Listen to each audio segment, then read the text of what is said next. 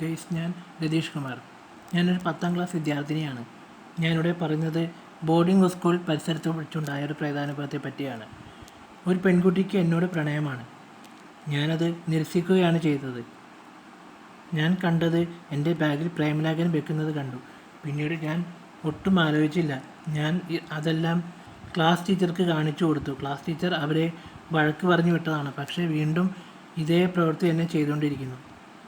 അവർ എന്നെ വെള്ളം പോലും എൻ്റെ വെള്ളം തീർന്നുവെന്ന് മനസ്സിലാക്കിയ അവൾ രാത്രി മഴയുള്ള ഇടിവെട്ടും കാരണം ഇതൊന്നും വകവയ്ക്കാതെ അവർ എൻ്റെ ഹോസ്റ്റലിൻ്റെ പടിഞ്ഞാറ് വശത്തുള്ള ഒരു ഭാഗത്ത് പോകുന്നത് കണ്ടു. അവിടെ വേറൊരു കറുത്ത രൂപം അവിടെ അതുവഴി അങ്ങുമിങ്ങും നടക്കുന്നതും കണ്ടു. പെട്ടെന്ന് അവരെ കാണുവാനില്ല.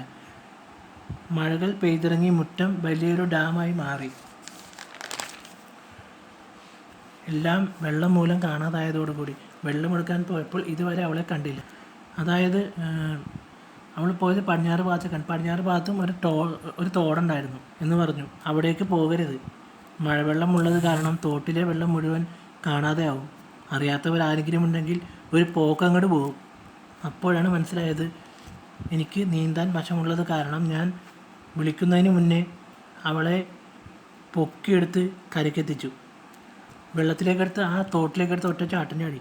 എന്നിട്ട് അവളെ പൊക്കിയെടുത്ത് കരയ്ക്കെത്തിച്ചു. ആ പെണ്ണിൻ്റെ പേര് ചോദിച്ചതും അവൾ പറഞ്ഞു ചന്ദ്രിക. അങ്ങനെ അവൾ നന്നായി വെള്ളം കുടിച്ചിട്ടുണ്ട് എന്ന് മനസ്സിലായി. അവൾക്ക് സംസാരിക്കുവാൻ പറ്റുന്നുണ്ടായിരുന്നില്ല. അങ്ങനെ ഞാൻ അവളെ ആശുപത്രിയിൽ എത്തിച്ചു. ഡോക്ടർ അവളുടെ അച്ഛനെ വിവരം അറിയിച്ചു. ചികിത്സ കഴിഞ്ഞു. അവളുടെ അച്ഛൻ അവളെ നേരെ വീട്ടിലേക്ക് കൊണ്ടുപോയി.